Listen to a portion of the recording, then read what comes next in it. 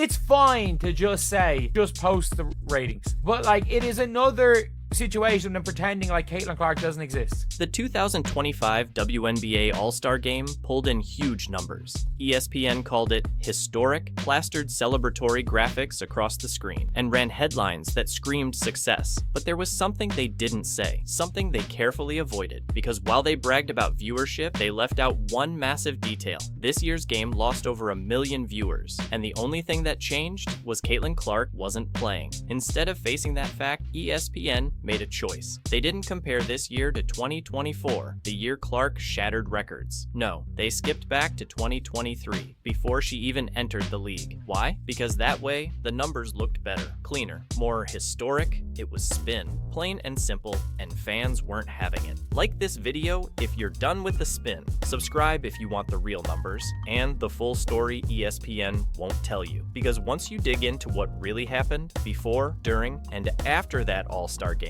the truth becomes too big to hide, and what it reveals about the WNBA might just change everything. The headlines were glowing. Viewership up 158% from last year's All-Star Game. Sounds amazing, until you realize what year they're talking about. ESPN didn't want to show the ratings were down from WNBA All-Star Game because Caitlin Clark didn't play, so they just used the 2023 numbers instead. People noticed these things, man. That number, 158%, was based on 2023, not 2024. Why does that matter? Because 2024 was the year Caitlin Clark made her All-Star debut, and it pulled 3.4 million viewers. This year, 2.2 million. That's not a gain. It's a 36% drop, but ESPN never mentioned that. They quietly sidestepped the comparison, hoping fans wouldn't notice. And to the casual viewer, it worked. A big number, a celebratory post, everything looked like a win. But once again, ESPN used a tactic they've perfected, cherry picking. Instead of lying outright, they told part of the truth, the part that made the league look good. The rest, silenced, and it wasn't the first time. They pulled the same move with the 2025 WNBA draft. Instead of comparing viewership to 2024, when Caitlin Clark's draft drew 2.45 million viewers, they went back to 2023. Suddenly, the numbers looked like a 119% increase. But if they'd shown the full picture, viewership was actually down nearly 50% from Clark's draft. That's not just spin. That's a deliberate decision to erase impact. And it's always the same name getting erased. But ESPN isn't the only one rewriting the story. You'd think a league finally pulling in national attention would be celebrating its biggest star. But in the WNBA, Caitlin Clark's success has become a problem, not just for ESPN, but inside the league itself. When she won Times Athlete of the Year, the backlash came fast. Not because she didn't deserve it, but because some people thought everyone in the WNBA should have been on the cover. All of them. As if the award was for participation, and it didn't stop there. Noticed or heard about it, but during the game, Caitlin got honored as the WNBA Player of the Year in the ESPYs. Just what does it mean to have her impact so far? I mean, there are a lot of really good players in this league, and she got honored as the best player in the league by the ESPYs. Yeah, I mean, obviously she continues to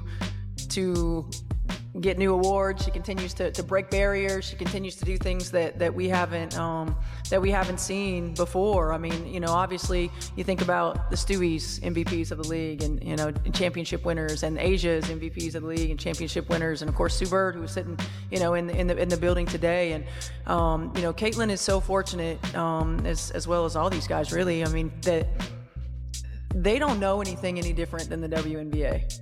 At the ESPYs, she was named Best WNBA Player, an individual honor, but her own coach couldn't even finish a sentence praising her without immediately redirecting credit to the rest of the league. Asia Wilson, Brianna Stewart, Sue Bird, everyone except the player who just got the award. That's not support. That's careful political positioning, like praising someone with a disclaimer. It's the kind of thing you say when you're afraid of upsetting the room, because somehow in this ecosystem, acknowledging Clark means erasing others. And so even praise gets filtered, diluted, and negotiated to keep the balance. But that balance it's cracking. And when the All-Star Game rolled around, it all came crashing down. The All-Star Game was supposed to be the WNBA's crown jewel, the main event to show the world the league could shine with or without Caitlin Clark. But then the news hit. Clark was out, not injured, just sidelined, and instantly everything changed. Ticket prices dropped 48%. Think about that. Not 10%, not 20%, nearly half. And suddenly, the league's biggest showcase turned into a test. Could the players carry the moment without her?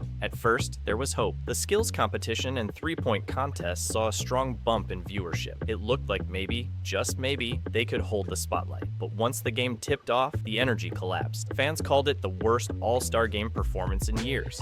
The pace was slow, the intensity missing, and then came the real mistake, the one that would ignite a firestorm. Before the game, the players walked out in custom protest shirts that read, "Pay us what you owe us." It was a bold message aimed at the league, the media, and ownership, and maybe even the fans. But after a flat performance and crashing ratings, that message started to look more like a gamble than a statement, especially when in the post-game press conference, Kelsey Plum did the unthinkable. She called out Team Clark for skipping the protest meeting that morning. Not to tattletale, but 0 members of Team Clark were very present for that. She said that in Indianapolis, Clark's home market, after the league's biggest night in front of cameras, as the league's most valuable player sat on the bench. What was supposed to unite the league split it wide open. Fans were furious, not just because of the comment, but because Clark had become the villain in a league she was literally saving. But the fans weren't the only ones paying attention.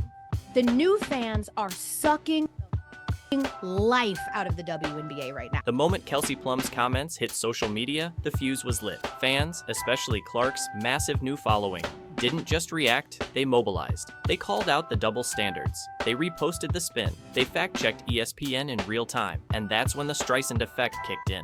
Big time. Because the more the league and the media tried to downplay Caitlin Clark, the more obvious her impact became. Every carefully worded press release, every cherry-picked statistic, every passive-aggressive quote from a player or analyst, it only proved one thing. They're scared of what she represents. Even some NBA voices had enough. Former NBA champ Stacey King posted the truth flat out. As you're fighting for better salaries and portraying a united front at your biggest event, you still find a way to throw shade at Caitlin Clark. Why? He wasn't alone. Fans zoomed in on Sabrina Ionescu's expression during Plum's comment. Stone-faced, uncomfortable. The reaction said more than words ever could, because here's the truth. Caitlin Clark isn't just a player, she's a movement. And that movement brought millions of new eyes, new dollars, and new relevance to the WNBA. But instead of embracing that, the league kept acting like it was a problem. But behind closed doors, the people with the most to lose weren't the fans or even the players. It was the owners, and they know the real numbers. While the players argued over protest shirts and ESPN fumbled the narrative, the owners were watching, and they weren't fooled. They've seen the data. They know the truth. This league doesn't just benefit from Caitlin Clark, it relies on her. When Clark doesn't play, the numbers don't dip, they crater. Some games have seen ticket prices fall by 50% the moment she's ruled out. Entire broadcast viewership drops into the basement, and this isn't normal. In the NBA, if LeBron, Steph, or KD sit, sure, it affects the buzz. But it doesn't gut the market. The WNBA, without Caitlin, it collapses. And that's not a dig at the league. That's just the math. When she's on the court, the numbers skyrocket. Her matchups with the Sky, Liberty, and Sun weren't just solid, they were historic. 2.7 million, 2.2 million to use 1.7 million viewers. Games that beat some NBA playoff matchups. So let's do the real math. If Clark had actually played in the 2025 All-Star Game, not just sat on the bench, we're not talking about matching last year's 3.4 million, we're talking over 4 million viewers. Maybe more. That means this wasn't just a 36% drop. It was a 50% loss in potential audience.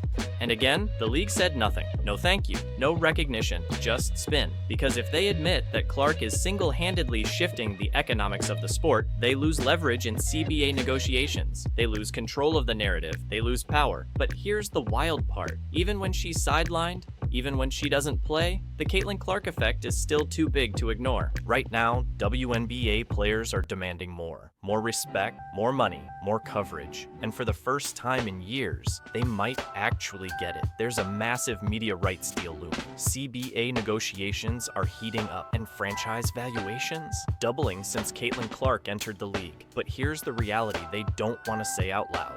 None of this happens without her. She brought the eyeballs. She brought the money. She brought you, the fans who bought the merch, watched the streams, and packed arenas that used to sit half empty. Yet instead of welcoming that with open arms, the league has met this moment with defensiveness. Instead of saying thank you, they say, well, other players deserve credit too. Of course they do. But this isn't about minimizing anyone. It's about recognizing a once-in-a-generation shift and choosing whether to grow with it or let it pass by out of pride. Because the uncomfortable truth is this: the WNBA doesn't need to prove it can survive without Caitlin Clark. It needs to prove it's smart enough to thrive with her. And that starts with doing one simple thing the league and media still can't bring themselves to say: she changed everything. And that brings us to the final truth, the one the numbers, the fans, and even the critics all agree on. At this point, the numbers aren't a debate, the fans aren't confused, and the media's spin, it's transparent. Caitlin Clark changed the game. She brought new fans, new money, and a spotlight the league has been chasing for decades. Even when she's not playing, the ripple effect is massive. The 2025 All-Star Game, despite being flat, despite the drama, despite the absence of its biggest star, was still the second most watched in history. Not because the league is thriving on its own, because the momentum she created is still carrying it. And yet, the media tries to bury the comparison.